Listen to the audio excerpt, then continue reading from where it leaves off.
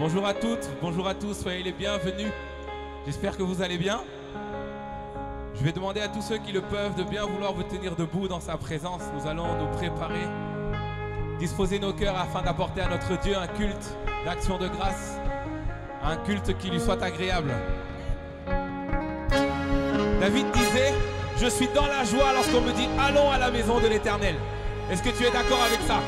Alors si tu es dans la joie, pousse des cris de joie et commence à le célébrer avec tes deux mains. On y va!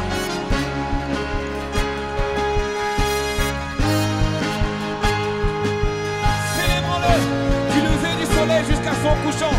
Que ton nom soit élevé, que ton nom soit célébré. Lui seul est digne de louange, lui seul est digne de nos acclamations. C'est toi que nous sommes venus élever, célébrer, acclamer en ce jour. Oh, oh, oh, disons tous ensemble, je veux danser et louer.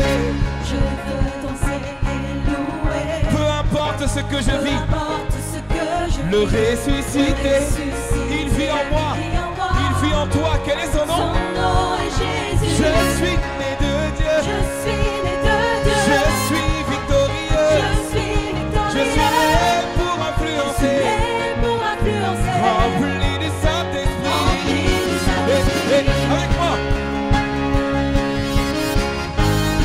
Oui, c'est ça.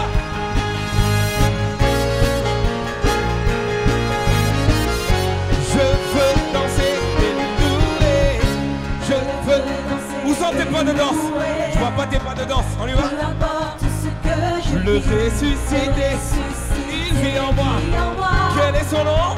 Son nom est Jésus. Je suis né de Dieu. Je suis né de Dieu. Je suis victorieux. Je suis Je suis victorieux. né pour influencer. Né pour influencer. Rempli, rempli. Rempli du Je Saint-Esprit. louerai, je Je louerai son Je nom. louerai son Je nom. louerai son Je nom. louerai son nom. Louerai son Je nom. suis plus que Je vainqueur. suis plus que Je vainqueur. louerai son nom. Je louerai son Je louerai nom. son nom. Je louerai son Je nom. louerai. Je louerai son Je nom. suis plus que Je vainqueur. suis plus que Oh, vainqueur. oh, oh, oh, oh, oh, oh,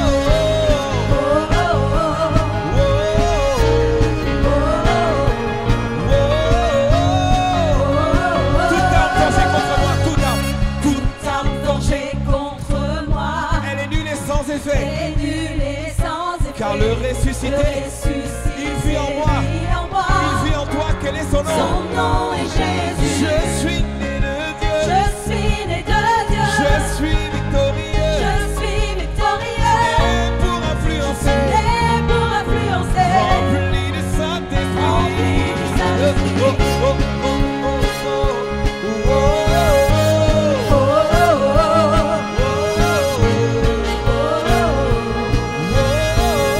Encore une fois, toute arme forgée contre moi, toute arme. toute arme forgée Proclame-le avec contre conviction. moi Elle est nulle et sans effet. est nulle Que et 1000 sans tombent à ma droite, 10 000 à mes côtés.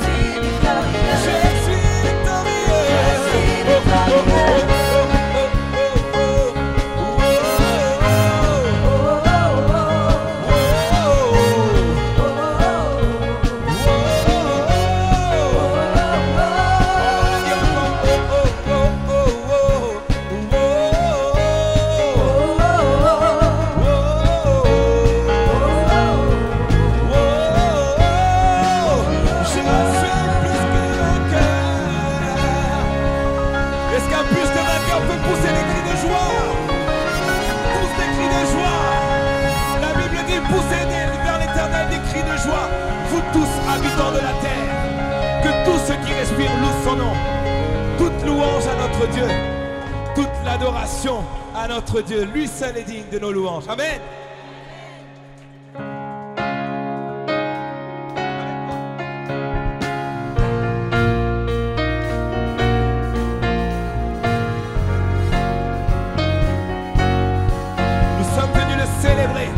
Alors célèbre-le avec tes deux mains, on y va. Lui seul est digne de nos acclamations. C'est un parfum de bonne odeur qui monte vers lui là. Allez, fais monter, fais monter. Fais monter ta louange, fais monter ton adoration.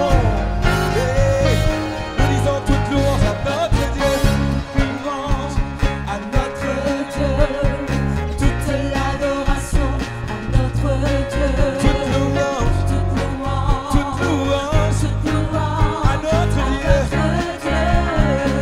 Élève la voix, chante Alléluia, chante Alléluia à notre Dieu.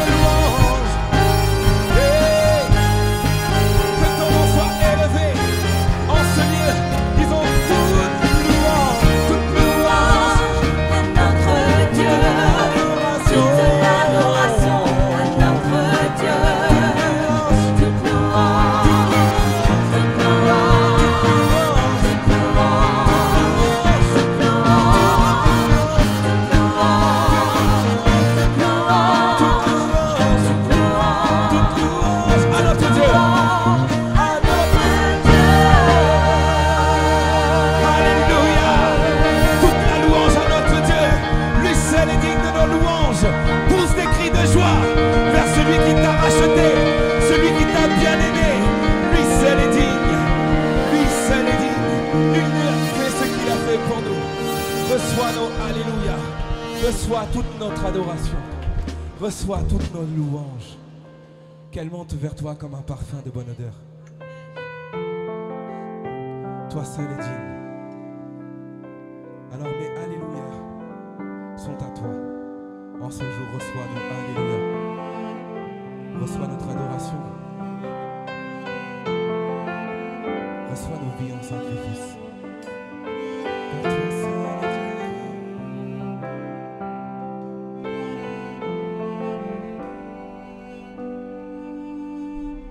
Mes alléluia t'appartiennent.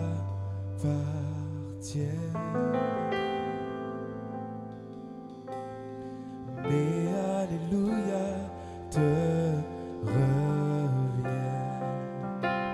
C'est un simple chant.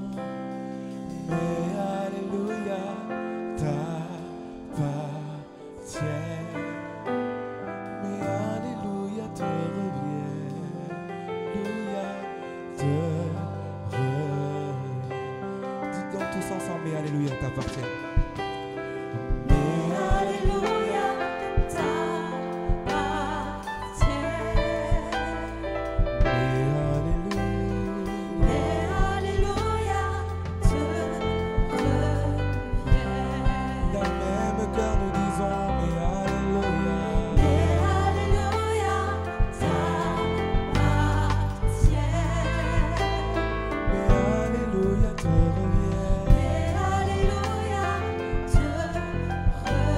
Adorateur qui veut le dire encore. Mais alléluia t'appartiennent. Mais alléluia t'appartiennent.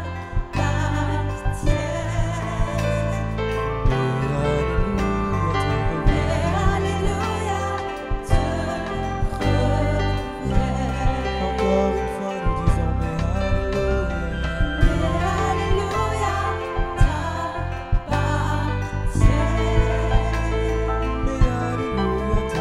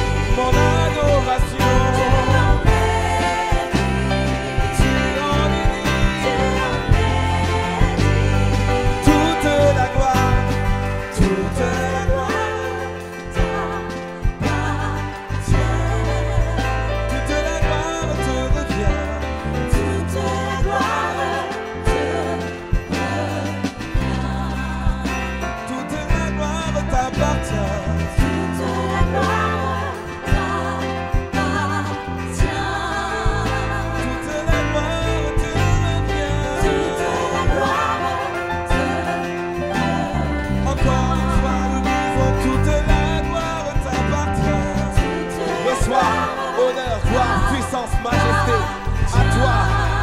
Oh, toute la gloire te revient. Toute la gloire te revient.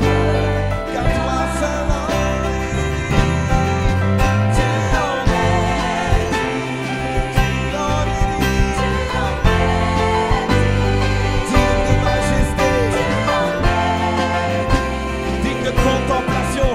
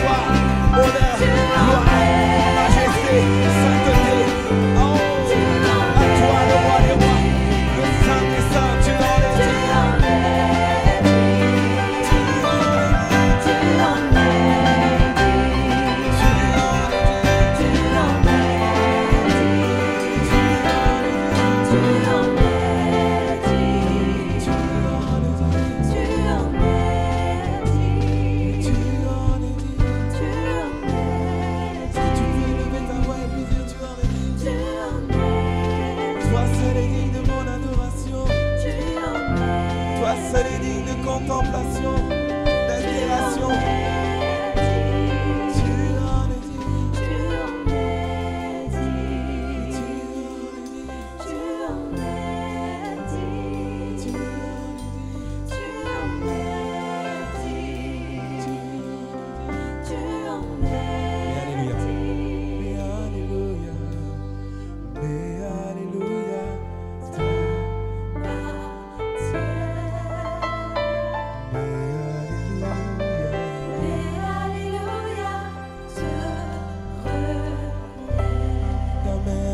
Nous chantons, mais alléluia, c'est magnifique, c'est pour toi, Jésus.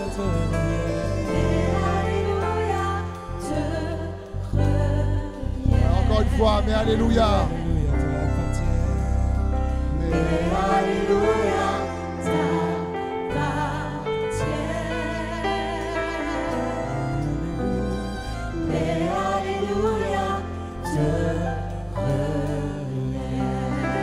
Acclamer Jésus.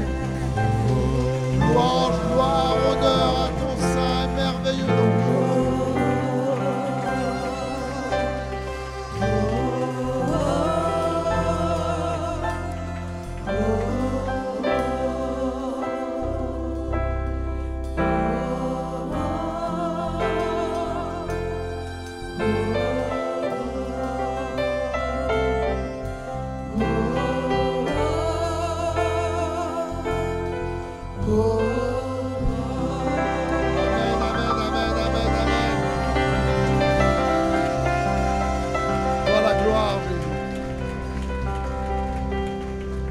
Saint-Esprit, merci pour ta présence dans ce lieu, dans nos vies. Prends toute la place qui t'appartient.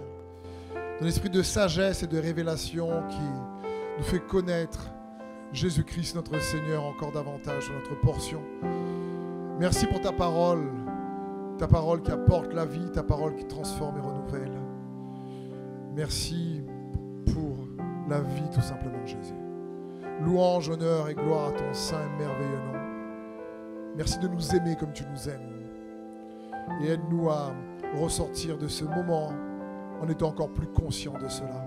Dans le nom de Jésus. Amen. Est-ce qu'on peut à nouveau acclamer le frère et sœur? Remercier le Seigneur, remercier les frères et sœurs, la louange.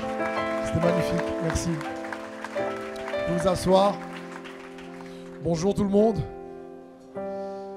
Bienvenue également à ceux qui nous rejoignent sur les médias, sur Internet. Alors 1 Pierre 4, 7 nous dit « La fin de toute chose est proche. Menez donc une vie équilibrée et ne vous laissez pas distraire afin d'être disponible pour prier. » Et ce verset « Menez donc une vie équilibrée », c'est un des versets clés de cette série qu'on a commencé depuis maintenant quelques semaines qui s'intitule « Équilibre ». On a plus que jamais besoin d'avoir une vie, nous dit la parole de Dieu, équilibrée. Et je prie que sa parole, cette série, vienne vous encourager, vous fortifier à avoir une vie plus que jamais équilibrée. Et le thème de ce message aujourd'hui s'intitule « Le cœur dans le ciel et les pieds sur terre ». Vous avez déjà entendu la tête au ciel et les pieds sur terre. On aime dire il faut garder la tête au ciel et les pieds sur terre. Moi, j'aimerais vous dire il faut garder le cœur au ciel et les pieds sur terre. Il faut garder son cœur avec le Seigneur. Je disais ce week-end, la meilleure façon d'avoir une meilleure vie, c'est déjà d'avoir un meilleur cœur.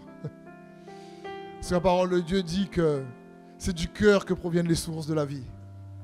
Donc plus ton cœur est en bon état, et bien plus ta vie sera en bon état. Et il est bon donc d'avoir le cœur au ciel et les pieds sur terre. Et la fois dernière, je commençais ce message quand même par un rappel, je ne le fais pas souvent, mais là c'est important parce que la fois dernière, on a vu que pour avoir une liberté équilibrée, il était important pour nous de comprendre quel était le but de la liberté. Parce que pour vivre de manière équilibrée, on a vu qu'il faut savoir bien gérer sa liberté. Parce qu'on peut avoir une liberté déséquilibrée. Quelqu'un peut dire, j'ai pris cet exemple, je suis libre de me droguer. Malheureusement, s'il fait n'importe quoi avec sa propre santé, ça va être compliqué. Et parfois, notre propre liberté devient un piège pour notre vie. Et on peut utiliser notre liberté pour avoir une vie totalement déséquilibrée. Et il est bon pour nous donc de réaliser qu'il faut avoir une liberté équilibrée. Et on a vu pour ça que le but de la liberté, c'était d'aimer. Le but de la liberté, c'est tout simplement d'apprendre à aimer. Et on avait vu ça dans Galates 5,13 qui nous dit « Frères et sœurs, c'est à la liberté que vous avez été appelés. Seulement, ne faites pas de cette liberté un prétexte pour suivre les désirs de votre propre nature. Au contraire, soyez par amour serviteurs les uns des autres. » On a vu que la liberté nous est donnée pas pour faire ce que l'ego veut, mais pour faire ce que l'amour veut. On a vu que la liberté nous est donnée pour faire ce qui est juste, pour faire ce que l'amour recommande. Et même la croissance spirituelle devrait être une croissance non pas théologique, mais d'abord une croissance dans l'amour. Même pas juste une croissance dans les dons spirituels, même pas juste une croissance dans la démonstration de puissance, et gloire à Dieu pour cela. C'est une bonne chose. Mais la véritable croissance spirituelle est une croissance en général dans l'amour de Dieu. Et on a vu que donc la liberté nous est donnée pour apprendre à mieux aimer. Et on avait vu ensemble qu'il était important d'être christocentrique au lieu d'être égocentrique. C'est-à-dire avoir une vie qui tournait sur qu'est-ce que je peux faire pour réellement que Dieu soit honoré dans ma vie. Parce que l'amour, on a vu aussi, c'est un point important, implique une réciprocité avec Dieu et avec les autres. C'est-à-dire, la Bible dit, nous l'aimons parce qu'il nous a aimés le premier. Et l'apôtre Paul va dire, car l'amour de Christ nous presse, car nous estimons que si un seul est mort pour tous, donc tous sont morts pour un seul. On voit bien ici la réciprocité. Si un seul est mort pour tous, donc tous sont morts pour un seul. L'amour implique une réponse réciproque, ce qui est normal.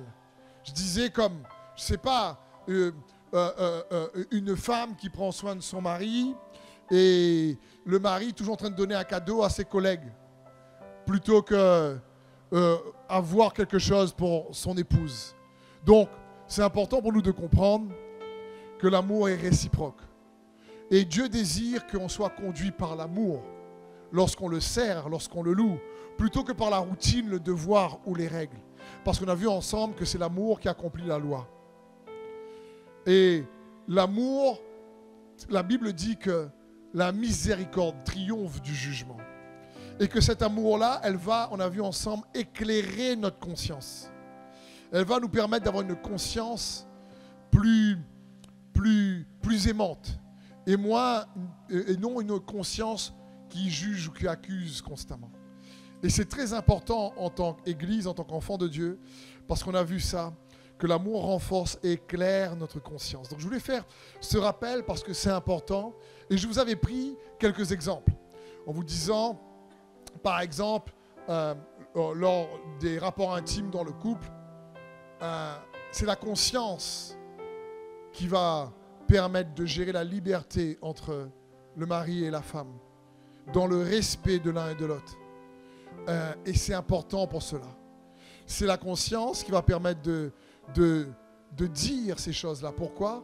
La conscience conduite par l'amour de Dieu, je parle. Comprenez ? Parce que c'est la clé. On a pris l'exemple également très simple de la cigarette, par exemple. Également, où quelqu'un peut dire, mais attends, si tu fumes, c'est pas bon pour ta santé. Mais c'est moins bon pour ta santé de critiquer.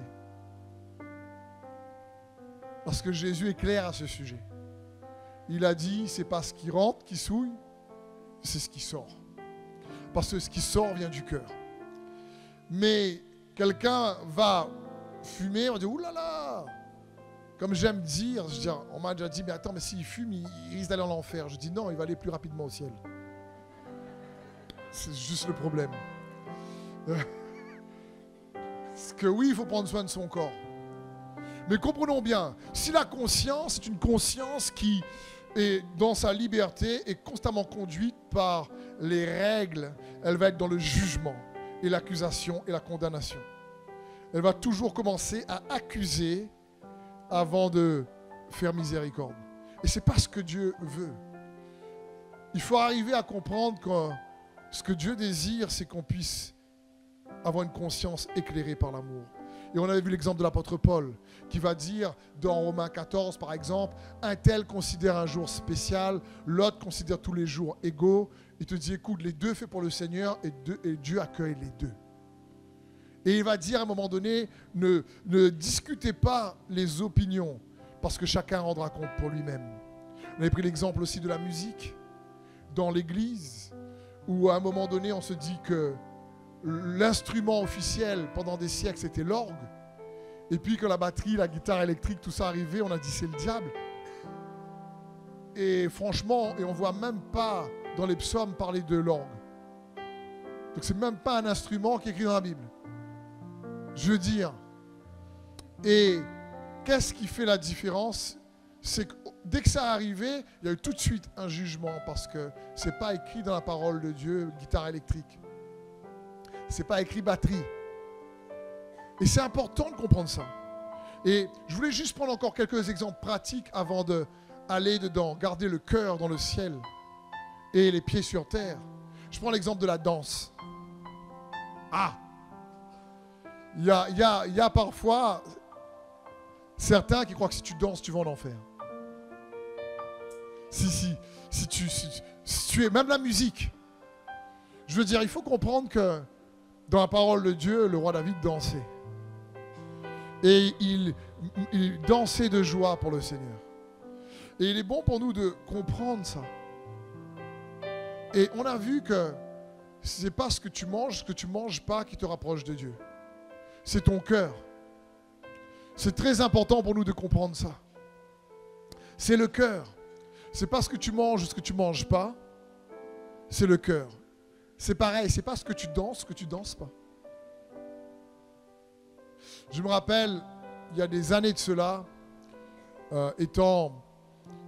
célébrant un mariage, et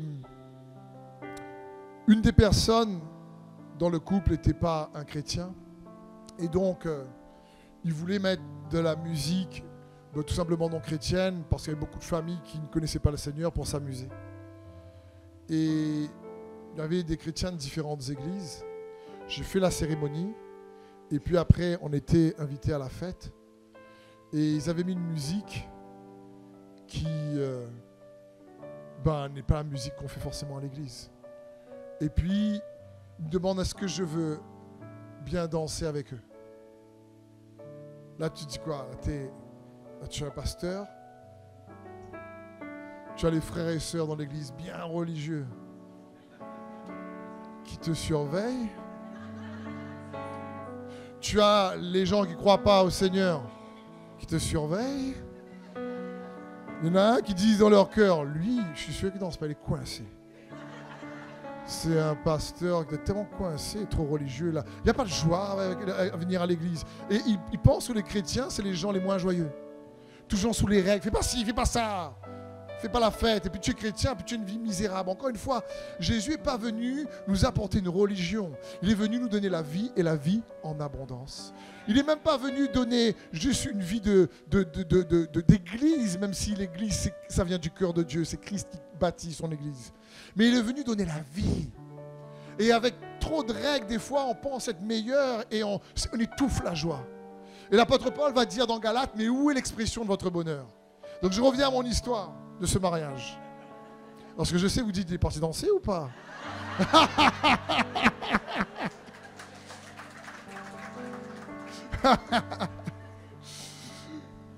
Et donc là, je prie dans mon cœur et je me dis, il faut savoir donc concilier et pouvoir bénir.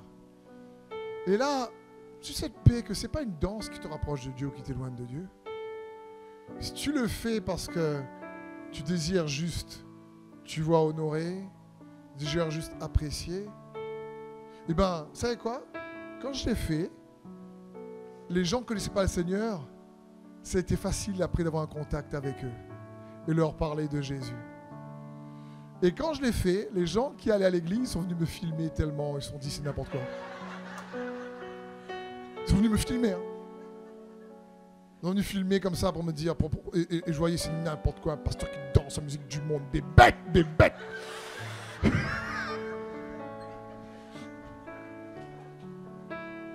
Mais on rigole, mais c'est triste en réalité. On rigole, mais c'est triste parce que combien parfois de tensions inutiles, de frictions, de frustrations, de calomnies, que ça part en vrille.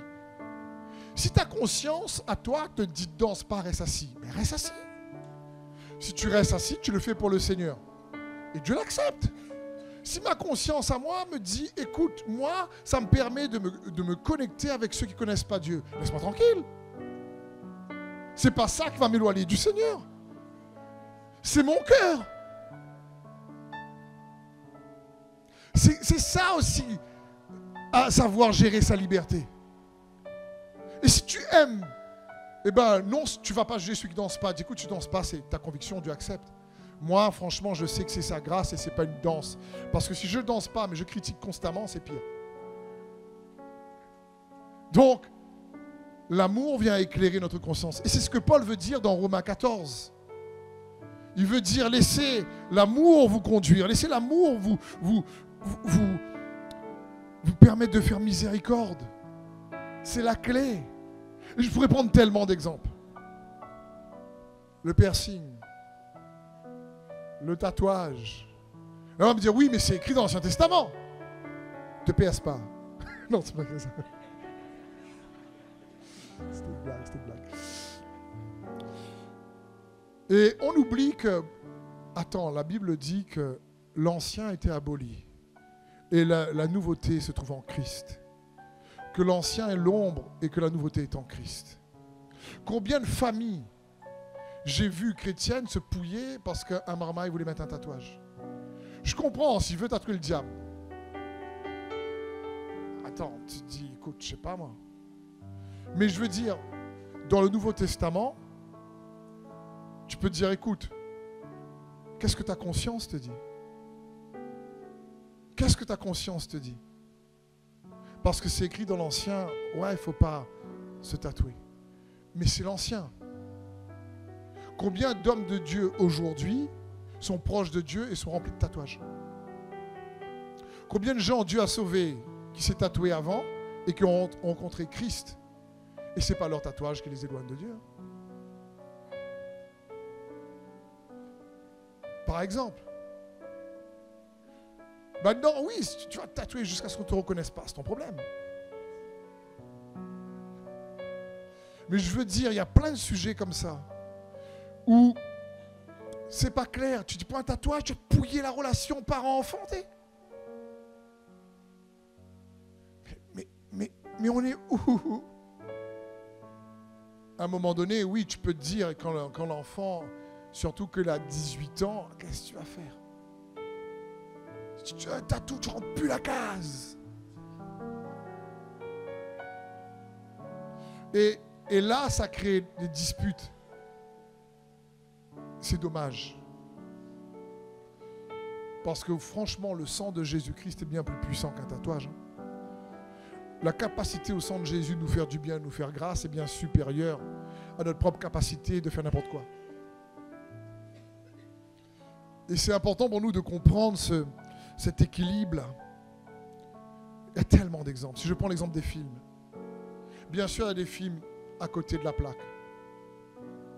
Mais des fois, même les dessins animés, oui, il y a parfois des morales dans les films catastrophiques, des valeurs qui n'ont rien à voir avec les valeurs de la vie chrétienne. Mais il n'est pas bon de se pouiller et de créer juste des tensions, de discuter en laissant la miséricorde triompher, en laissant la sagesse, le bon sens, l'amour, en respectant les désaccords. La Bible dit, faites accueil à celui qui est faible dans la foi et ne discutez pas les opinions. Car chacun rendra compte pour lui-même. C'est-à-dire, c'est à un moment donné. Combien de fois, des fois, j'ai entendu, ça c'est bon dans l'église, qui dit, tu es parti voir ce film-là? Un frère qui discute avec un autre frère. Et il y en a un qui fait, ah non, je vais pas voir ce film-là, moi, t'as vu, quand j'ai regardé, j'ai mis la bande-annonce, j'ai senti le vibe, tu vois, l'atmosphère de mes bêtes, qui... vraiment, enfin, ils sortaient de l'écran. Puis là, j'ai dit, ah non, je vais pas aller me souiller avec un film. Et puis l'autre frère qui dit, mais moi, le film me saoule pas, je suis parti voir. Bon, c'est vrai qu'il y avait un peu de magie, tout ça, mais franchement, c'était un peu de la science-fiction. Et c'était un bon moment. On a passé un moment agréable avec les camarades. J'ai invité un copain, et on a mangé un petit peu après. On a pu parler de Jésus ensemble, c'était top. Qui a raison? Ben les deux. Si on a un qui n'a pas envie, lui, ben c'est tranquille.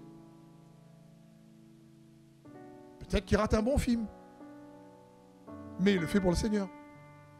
Et s'il y a un autre qui y va et que vraiment, bien sûr, en fonction de certaines limites de film, bien sûr, et qu'il passe un bon moment, il y a l'amitié, ils passent un temps ensemble, gloire à Dieu.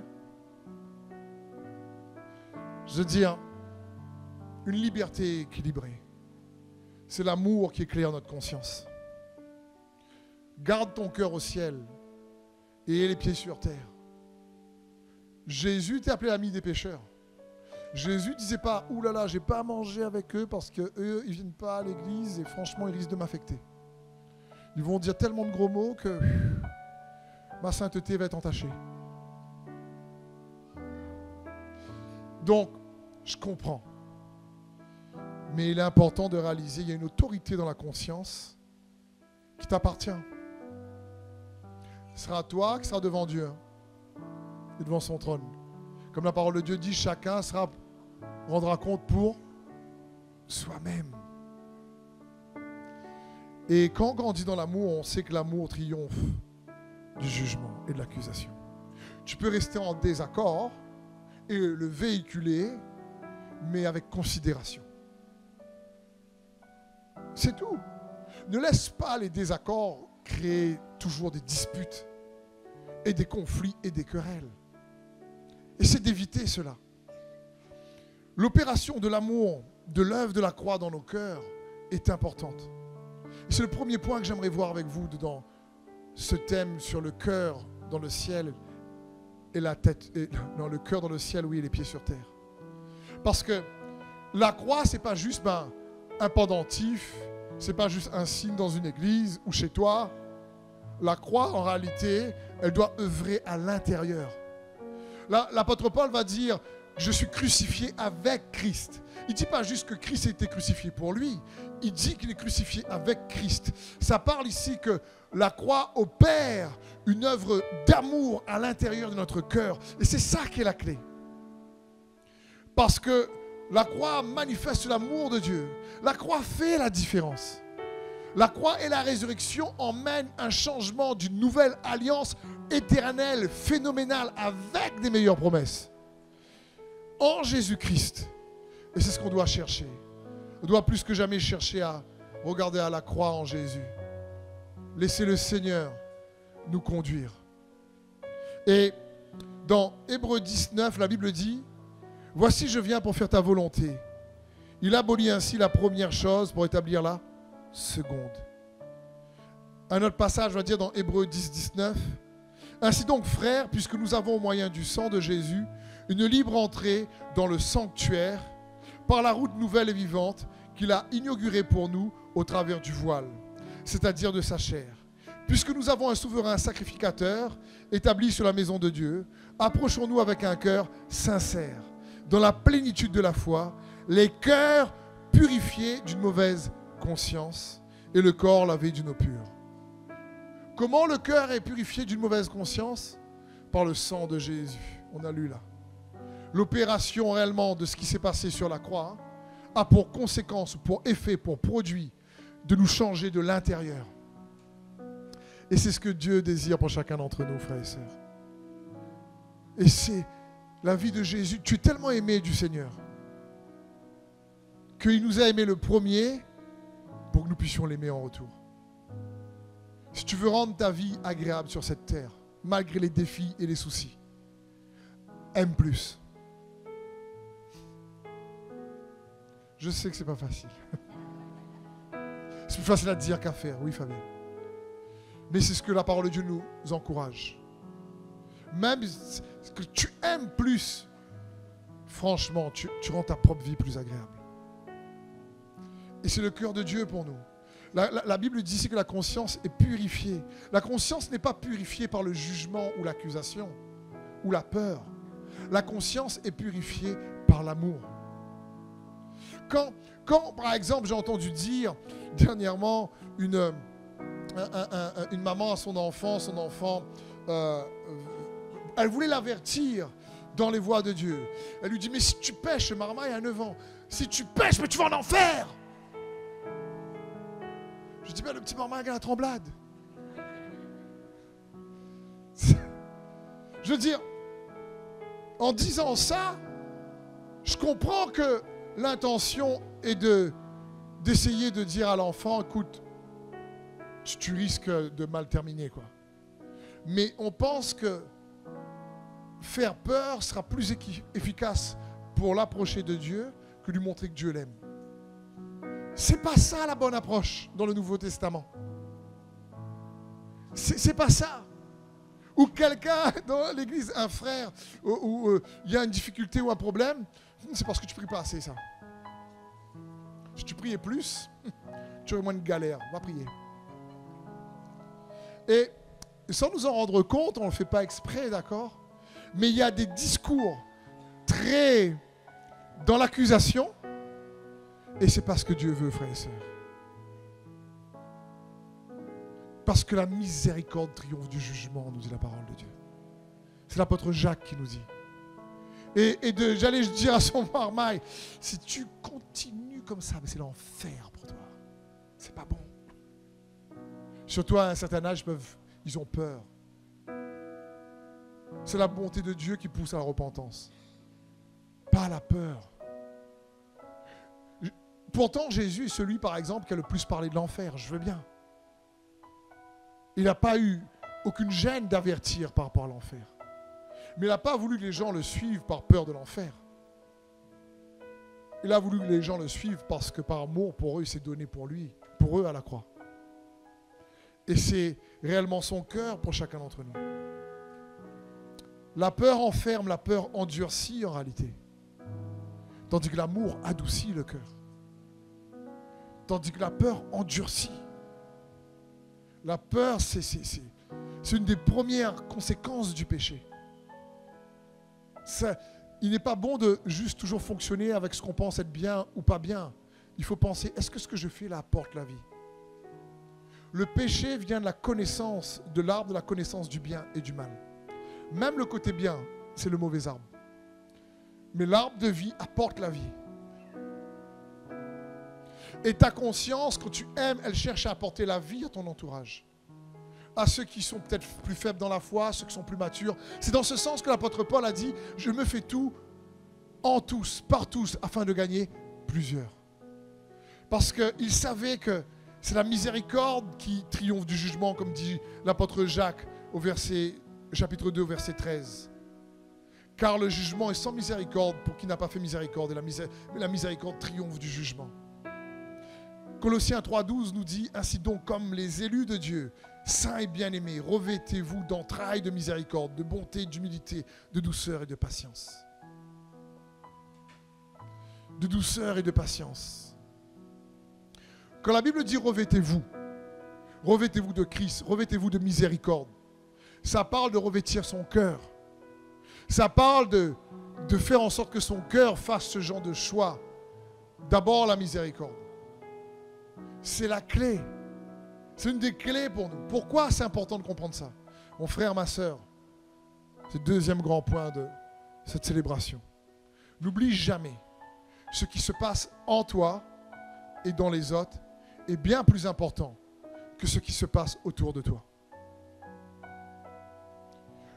Ce qui se passe en toi quand tu traverses une tempête, une difficulté, est encore plus important que la tempête autour de toi. Ce qui se passe en toi lorsque tu traverses un désert est plus important que le désert que tu traverses. Et on doit réaliser cela. Ce qui se passe en nous est plus important. Et c'est ce que l'apôtre Paul voulait dire à l'époque, lorsqu'il était confronté à beaucoup de juifs qui voulaient faire vivre les chrétiens sous la loi de l'Ancien Testament constamment. Il les appelait les pharisiens, lui-même il était pharisien. Et il va dire, mais le vrai juif, c'est celui qui est à l'intérieur. Eh bien, c'est la même chose pour le chrétien. Le vrai chrétien, c'est celui qui est à l'intérieur. Comme on ne devient pas une voiture, comme on est stationné dans un garage, on ne devient pas un chrétien juste parce qu'on va à l'église. Le vrai chrétien, il est à l'intérieur. Parce qu'il accepte Jésus. L'apôtre Paul va dire dans Romains 2, 25, « Assurément, être circoncis a un sens à condition d'observer la loi. Mais si tu désobéis à la loi, être circoncis n'a pas plus de valeur que d'être incirconcis. Mais si l'incirconcision accomplit ce que la loi définit comme juste, cette incirconcision ne sera-t-elle pas considérée comme quelqu'un de circoncis?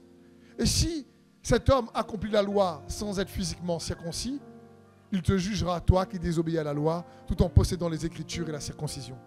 Car ce n'est pas ce qui est visible qui fait le juif, ni la marque visible dans la chair qui fait la circoncision, mais ce qui fait le juif, c'est ce qui est à l'intérieur.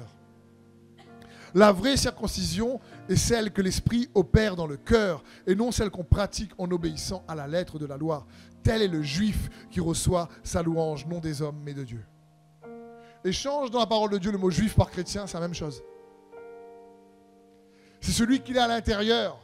Peu importe la dénomination dans laquelle tu es, l'église dans laquelle tu vas, le vrai chrétien, c'est celui qui a opéré, qui a l'opération par le Saint-Esprit, par Jésus, la nouvelle créature qu'il est, en acceptant Jésus comme Seigneur et Sauveur.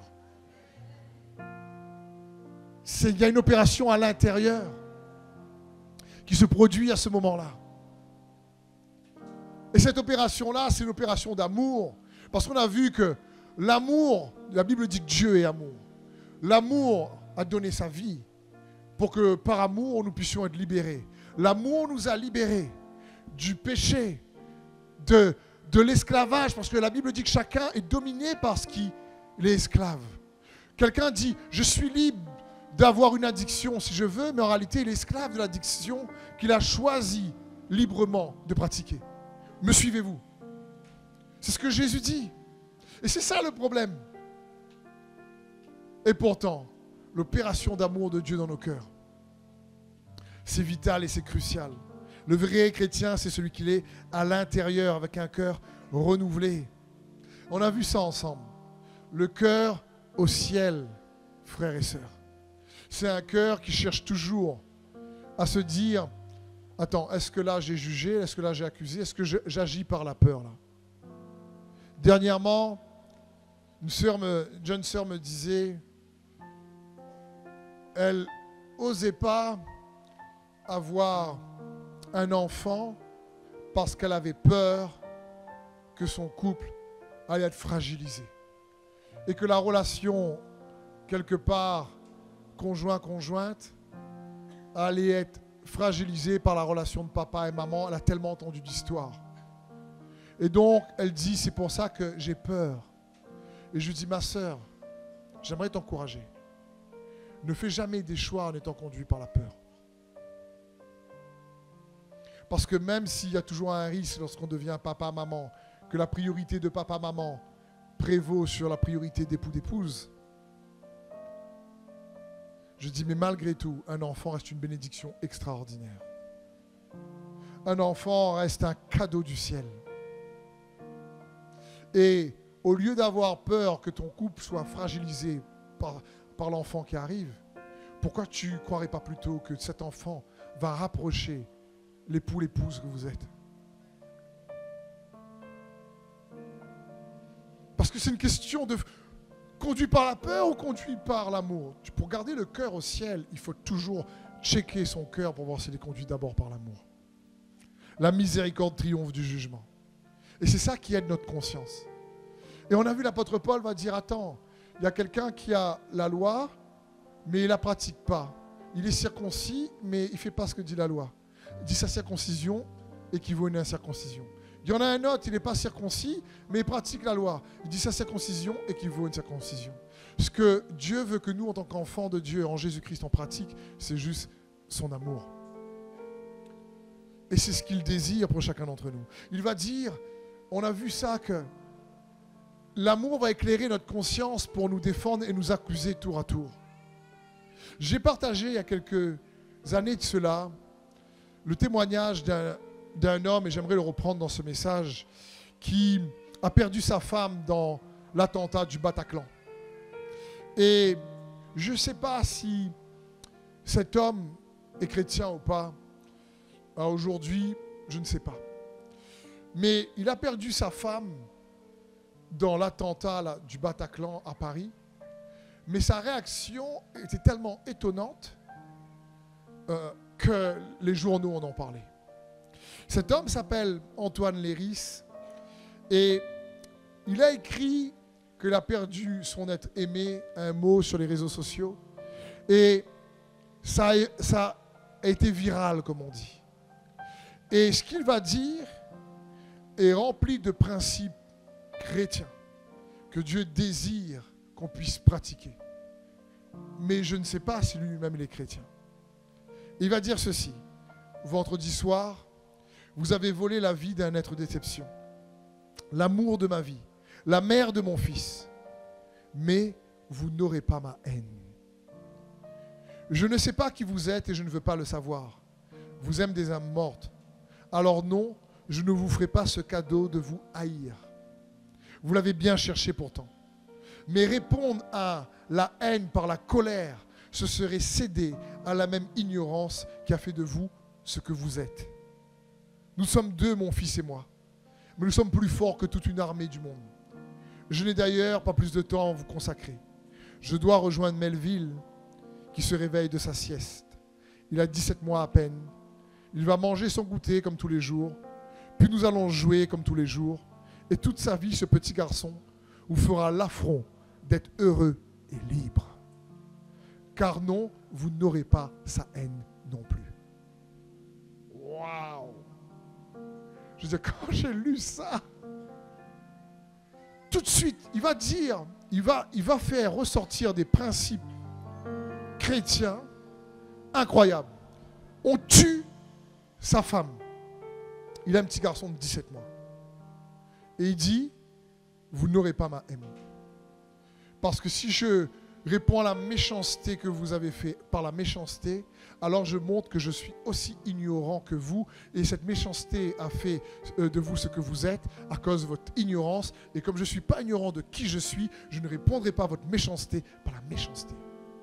Et combien de fois dans les Écritures, la Bible nous dit triompher du mal par le bien.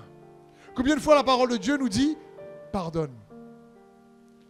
Et combien de fois, en tant que pasteur, je veux pouvoir essayer de faire tout ce que je peux pour prendre soin de vous, mais qu'il y a des frères et des sœurs qui entendent parler du pardon et qui n'aiment pas pardonner. Et qui ne veulent pas pardonner.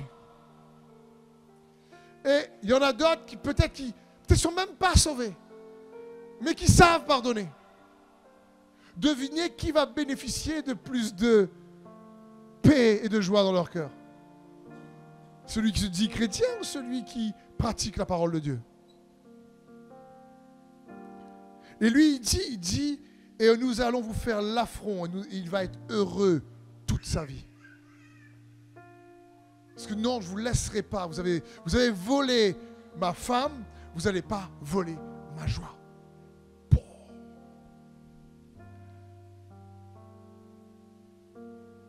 Je ne sais pas si cet homme-là est chrétien. Garde ton cœur au ciel, mon frère, ma soeur. Les pieds sur terre, c'est oui, sur terre, il y a malheureusement de la souffrance, des incompréhensions, des difficultés. Il y a les dégâts du péché. On l'a invité ensuite sur le plateau de C'est à vous et on était étonné de son refus de céder à la haine. Et il a répondu, je me le suis interdit. J'ai beaucoup de réactions de gens qui me disent, vous êtes formidable, vous êtes un exemple. Je voudrais restituer les choses. Je ne suis pas un être formidable, je ne suis pas un exemple. Peut-être que la colère remontera, peut-être qu'il y aura des moments où je regarderai mes concitoyens d'un air méfiant. Peut-être qu'on sera triste, oui, et une partie de moi est morte avec elle, mais on ne se laissera pas faire. On ne doit pas céder à la haine. Si je laisse mon fils grandir avec ce ressentiment de haine qui pourrait être le mien, il risque de devenir exactement comme ces gens-là. Et il va grandir donc avec une haine envers eux. Et il dit, c'est surtout ça que je ne veux pas. Et c'est juste incroyable. Et c'est exactement ce que Jésus a fait à la croix. Quand les gens... Lui, Jésus, on l'a tué. Lui, Jésus, on l'a crucifié. Lui, on a tué sa femme, mais Jésus, on l'a tué lui. Et à la croix, alors qu'on l'a fouetté, injurié, maltraité, craché dessus, frappé, alors qu'il a versé son sang, alors que son dos était meurtri pour toi et pour moi, tout de suite, il a dit à la croix, Père, pardonne-leur, car ils ne savent pas ce qu'ils font. Jésus est en train de dire, ils sont ignorants. Lui, il dit, vous êtes ignorants. C'est pour ça que vous êtes méchants. Vous êtes ignorants. Et moi, je sais que je suis quelqu'un de bien. Et parce que je suis quelqu'un de bien, je ne vais pas laisser votre méchanceté m'affecter et me rendre méchant. Je vais rester quelqu'un de bien. Wow.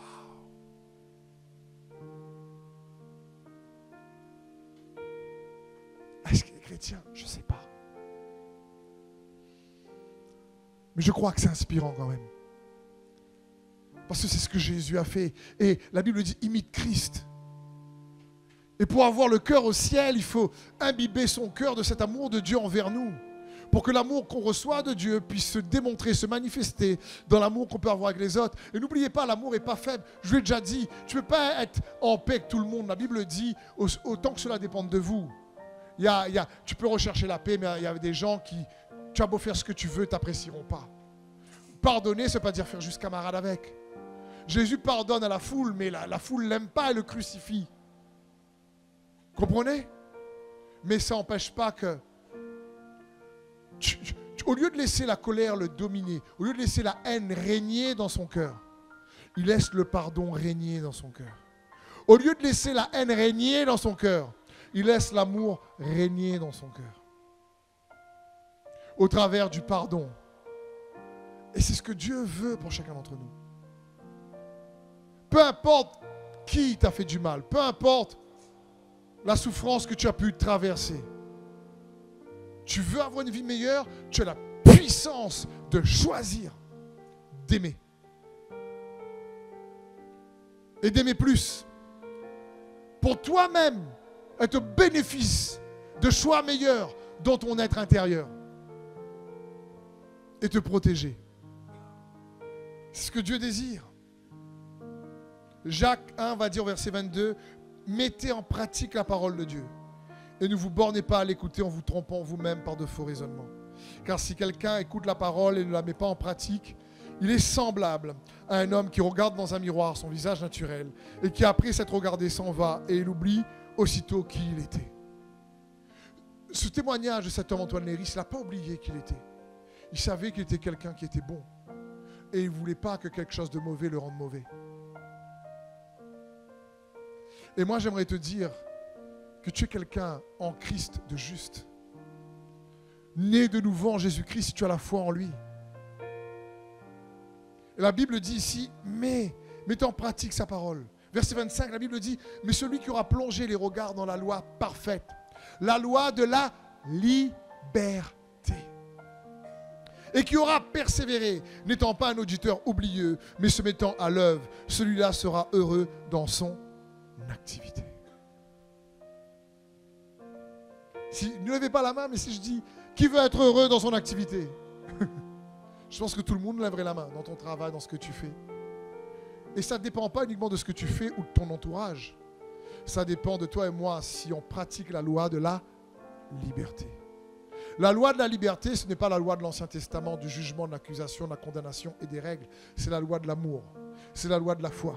C'est la loi de la grâce en Jésus-Christ qui nous a accordé. Riche en vérité, mais qui te permet de grandir dans l'amour. Ça ne veut pas dire que tu fais n'importe quoi. Ça ne veut pas dire que tu ne sais pas dire non. Ça ne veut pas dire que tu ne sais pas dire si c'est mal, c'est mal. Ça ne veut pas dire que tu ne sais pas confronter. Ça ne veut pas dire que tu ne sais pas être en désaccord. Je vous l'ai déjà dit, l'amour de Jésus n'est pas faible. Jésus est dangereux. Il est cet équilibre parfait entre le lion et l'agneau. Il sait aimer, être doux, pardonner, mais il sait renverser les tables. Il sait également être radical et dans ce qu'il dit. Il peut dire aux pharisiens alors qu'il est invité chez eux, il est invité chez quelqu'un et il dit à cette personne, hypocrite. Il faut avoir du courage pour dire ça.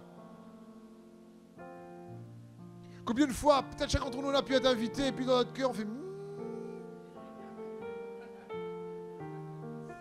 Tu dis ça va? Oui. Et puis tu dis à ton épouse, allons chapper, allons chapper. Tu vas faire un exemple au hasard, que personne ne se sente visé. Imagine un repas de famille. Tu vas à un repas de famille et tu y vas parce que tu es vraiment obligé. Et quand tu sais que telle famille colle sur toi, l'autre famille colle sur toi, l'autre n'est pas bon que toi, l'autre déjà tu y vas. Et quand tu vas, ça va? Oui.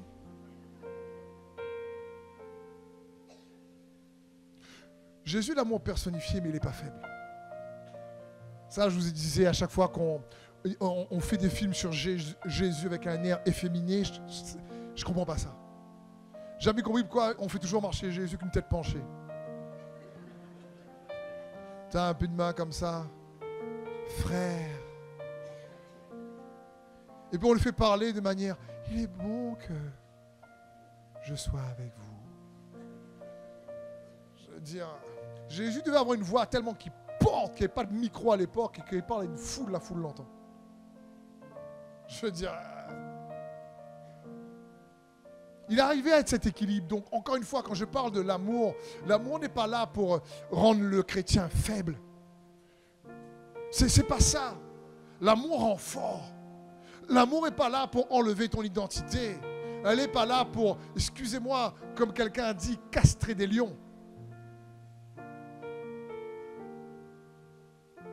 L'amour est là pour renforcer celui ou celle que tu es en Jésus-Christ. Pour te permettre d'être bien géré ta liberté en Jésus. Mais en respectant par amour celle des autres, parce que tu as une conscience éclairée. Et tu sais que tu sois toi-même, tu vas rendre des comptes à Dieu pour ça. Et tu désires, malgré tout, comme il t'a fait miséricorde, alors faire miséricorde aussi en retour. Au lieu d'accuser, premièrement. Et tu essaies de tout faire pour que ta vie, la vie de ta famille, soit conduite par d'abord l'amour et non la peur. Par la confiance avant toute chose. Et c'est pour ça que l'apôtre Jacques va dire, mais pratiquez la parole, c'est la loi de la liberté. Celui qui la pratique, il est réellement libre. Et personne de plus libre que Jésus. Il dit, ma vie, je la donne. Personne n'a tué Jésus. Il s'est offert lui-même. Des fois, on se dit, mais c'est qui a tué Jésus? Les pharisiens, la foule, c'est Pilate, c'est qui Judas, c'est qui? Tous ils ont contribué parce que Jésus a bien permis. Mais il dit, ma vie, c'est moi qui donne. Parce que le Père m'a donné de pouvoir la donner ou de la reprendre. C'est tout. Il est Dieu, il pouvait le pardonner pour dire, Père, ils m'énervent tous, ils sont vraiment compliqués. On a créé une créature là, tête dure tellement, le péché les a tellement déformés, on crée une autre créature. Mais non, il t'a tellement aimé, il nous a tellement aimé. Je ne sais pas, frères et sœurs, si vous imaginez la valeur que vous avez aux yeux de Dieu. C'est pour ça que je vous encourage, vous écoutez la parole. Il faut que cette parole-là vous libère, vous fortifie, vous fait grandir dans l'amour de Christ, vous conduit à Jésus. Parce que Jésus est plus que suffisant. C'est Jésus seul. Si un principe toujours prêché dans la parole de Dieu ne conduit pas à Jésus, ben, tu peux le questionner. Parce que ça doit nous révéler une qualité en plus de qui est Jésus. C'est lui qui est la parole faite chair. Il est l'amour fait chair. Et quand on prend la communion, je vous disais la Sainte Seine, tu manges l'amour. Tu prends la communion par amour avec le Seigneur. Son cœur est juste extraordinaire pour chacun d'entre nous. Plus on pratique la parole, plus ce qui est noir dans notre cœur disparaît. Plus les ténèbres dans notre cœur s'enfuient. Plus la lumière de sa parole jaillit. Je veux dire, c'est juste bon de comprendre ça. Parce que Dieu vous aime. Je veux vous encourager, frères et sœurs, à comprendre ça. Soyez attentifs des fois juste à votre discours. On fait tous l'erreur. On fait tous l'erreur. on cherche à savoir si quelqu'un a un problème, c'est la faute à qui? Et on voit toujours plus de démons qui attaquent que d'anges qui nous protègent. Alors qu'il y a 2 tiers d'anges et 1 tiers de démons, d'anges déchus. Non. Tu ne réalises pas, mais on ne les voit pas, mais les anges, ils sont à tes côtés tout le temps. Mais ils ne sont pas là pour t'écouter toi, ni moi. Ils sont là pour l'écouter lui. Je termine par quelques conseils 5 rapides, conseils pratiques pour vous aider à être de meilleurs intendants de votre liberté, pour tout faire. Parce que quand ton cœur est au ciel, malgré les difficultés, tu sais quoi? La vie devient plus agréable. Malgré les trahisons, malgré les calomnies, malgré les injustices, malgré les conflits, malgré les querelles. Quand tu gardes ton cœur dans le ciel et les pieds sur terre, tu sais que sur terre, il y aura de la saleté. Oui, tes pieds vont être salis. Oui, tu vas marcher dans la boue. Oui, on va te traîner peut-être dans la boue. Mais si ton cœur reste au ciel, waouh, ça fait la différence quand même. Tu gardes espoir, tu gardes la paix, tu gardes la foi, tu gardes la joie. Et c'est ce que Dieu veut pour nous. Parce que ce qui se passe en nous est plus important que ce qui se passe autour de nous. Premier conseil pour être un meilleur intendant de sa liberté, garder son cœur au ciel. C'est chaque jour, cherche à faire quelque chose par amour pour quelqu'un. Demande-toi, chaque jour, on a une journée chaque jour pour faire de cette journée un chef-d'œuvre. Malgré les défis et les conflits. Ne laisse pas le passé toujours pourrir ton présent. Arrête avec ça. Tu as la possibilité, quand tu te lèves le matin, de te dire, il faut que je fasse de cette journée une journée qui compte pour le Seigneur et pour moi-même. Un autre point, par amour réciproque, démontre ta gratitude envers Dieu ou envers quelqu'un. Parce qu'une des façons, comme je dis, pour avoir une meilleure vie, ça commence par avoir un meilleur cœur. C'est dans ce sens. Et rendre gloire à Dieu, commencer à le remercier, à regarder ce que tu as, à regarder ce que ça fait la différence. J'écoutais un témoignage dernièrement de quelqu'un, d'un homme que les médecins ont diagnostiqué comme ayant le cancer. Et ils lui ont dit que tu n'as que 6 mois à vivre. Que lui ont dit ça, il a changé tout son planning. Il ne donnait pas assez de temps à ses enfants, il ne donnait pas assez de considération à ses collègues de travail, il négligeait son épouse. Et quand il a appris qu'il n'avait que 6 mois à vivre, il a pris conscience de la fragilité de la vie. Et il s'est dit, je vais changer mon comportement avec ma femme, avec mes enfants. Et il a commencé à prendre plus de temps avec ses enfants, à jouer des jeux de société, à sortir plus avec son épouse, à vraiment donner amour parce qu'il savait qu'il allait partir dans 6 mois. Mais 6 mois passent et il se sentait mieux. Il va donc à nouveau voir le médecin pour le diagnostic. Et le médecin dit, excusez-nous, on s'est trompé, vous n'avez pas de cancer, il n'y a aucune trace de cancer. Ce n'était pas cette maladie-là, c'est nous qui avons fait une erreur de diagnostic. Alors je pense que sur le coup, il a envie de taper le médecin. Mais au lieu de taper le médecin, il savait qu'est-ce qu'il a dit? Il a dit, c'est la meilleure chose qui a pu m'arriver. Parce que ça m'a fait prendre conscience de ce que j'avais.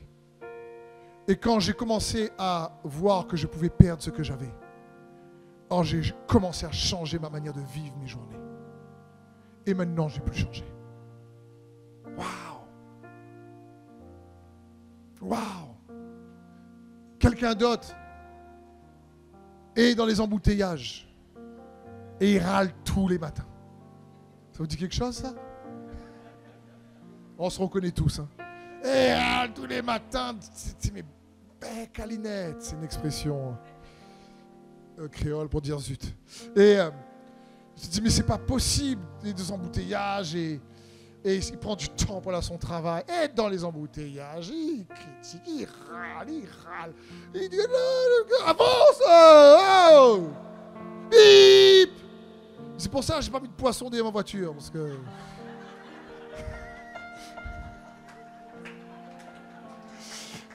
m'énervent tous. Et malheureusement, un matin, en allant à son travail, il a fait un accident. Et il a failli mourir. Et gloire à Dieu, il a survécu, il a été guéri. Le prochain matin qu'il a pu prendre la voiture en pleine santé pour aller à son travail, je peux vous garantir, il a changé son discours. C'était les mêmes embouteillages. C'était en général les mêmes personnes qui font les queues de poisson. Il y a en général les mêmes attitudes. Mais lui, il avait changé intérieurement. Il s'est dit, mais c'est une grâce même de pouvoir rouler dans un embouteillage parce que dans un embouteillage, j'ai failli perdre la vie, ne plus être là et être éloigné de ce que j'aime. Parfois, on attend que les circonstances changent pour avoir une vie meilleure. Alors que quand nous, on change, intérieurement, la vie devient déjà meilleure. Parce que le vrai chrétien, c'est celui qu'il est à l'intérieur. Troisième point. Cherche en priorité à agir et parler à partir de sa miséricorde et non de son jugement, lorsque tes convictions ou opinions sont différentes. Quatrième point. Pose-toi cette question. Est-ce que mon action est christocentrique ou égocentrique? Est-ce que ça vient du moi ou est-ce que ça honore Christ? Cinquième point. Fais tout ce que tu peux pour déjà mettre en pratique la parole que tu connais.